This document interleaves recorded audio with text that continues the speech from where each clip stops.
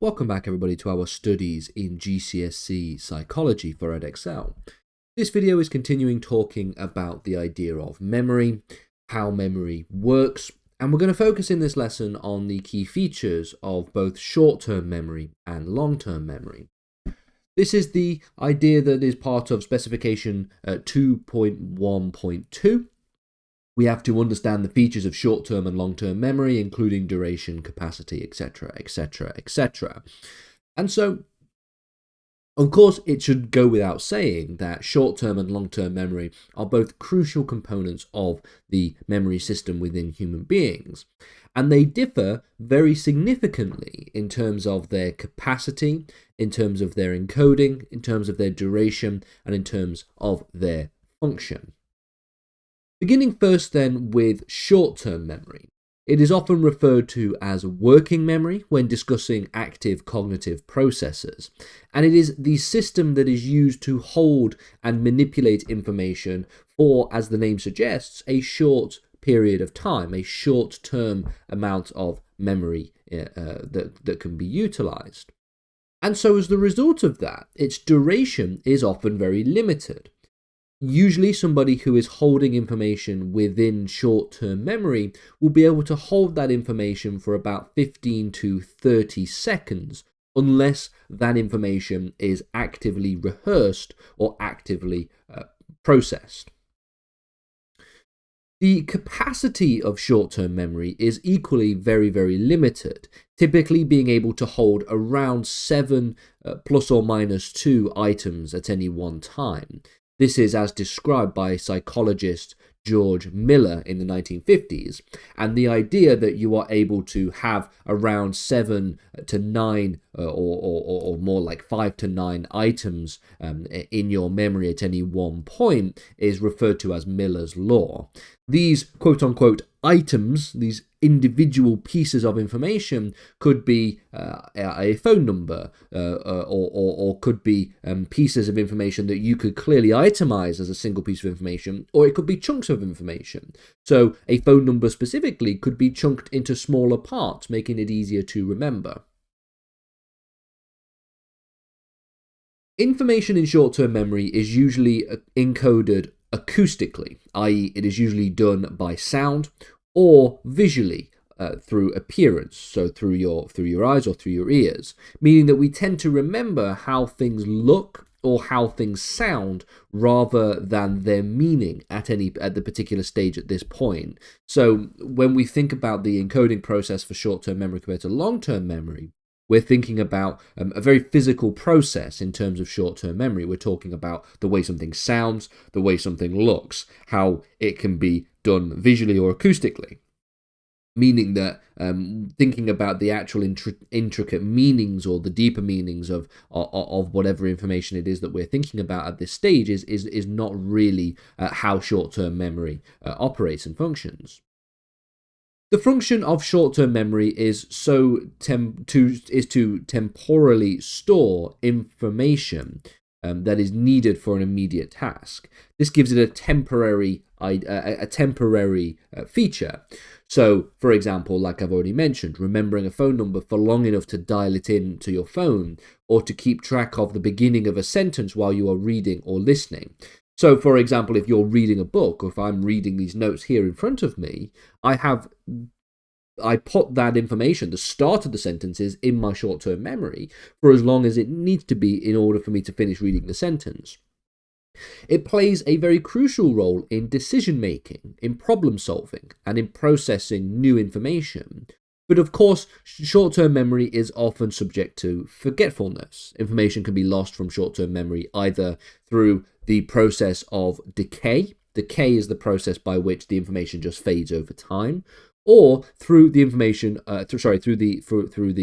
idea of interference, which is where new information will disrupt the existing data and cause you to forget that already existing information that you have. So, in terms of types of short-term memory, we often describe working memory as a subset of short-term memory. So we often consider working memory to be a subset because this focuses on actively processing and manipulating information. So for example, solving a mathematics problem or planning an action that requires working memory is considered therefore a subset of this broader category of short-term memory. By contrast then, long-term memory refers to the storage of information over extended periods of time. This can be from a few hours to an entire lifetime. The duration of long-term memory is essentially unlimited. Memories can last for a lifetime, although some may fade or become less accessible over time. Additionally, the capacity of your long-term memory might also be virtually limitless. There's no known maximum to the amount of information that can be stored, and it is thought to be able to store a vast array of experiences, facts, and skills over the period of a single lifetime. Information is typically encoded into long-term memory semantically. So whereas short-term memory relied very heavily on acoustic or visual cues in order to encode that information, long-term memory requires semantics, i.e. thinking about the meaning of the information. And so what this does is allow us to associate new information with existing knowledge, making it easier to store and to retrieve that in the long term. It can also be encoded visually and acoustically, like that of short-term memory, but tends to involve deeper processing for long-term storage. So the idea of looking at the meaning of information, looking at a piece of information semantically, and encoding that information semantically, implies that there is a deeper processing that is taking place, rather than just receiving an input that is either visual or acoustic. The primary function of long-term memory is to store information that is not needed in the immediate short term, but might be required in the future for future use. It's used to hold everything from life experiences and personal memories to facts and to general knowledge. It supports the formation of skills and learned behaviors, so learned behaviors such as that of driving or playing an instrument or using a language. All of these are skills and learned behaviors that can be bolstered by better long-term memory.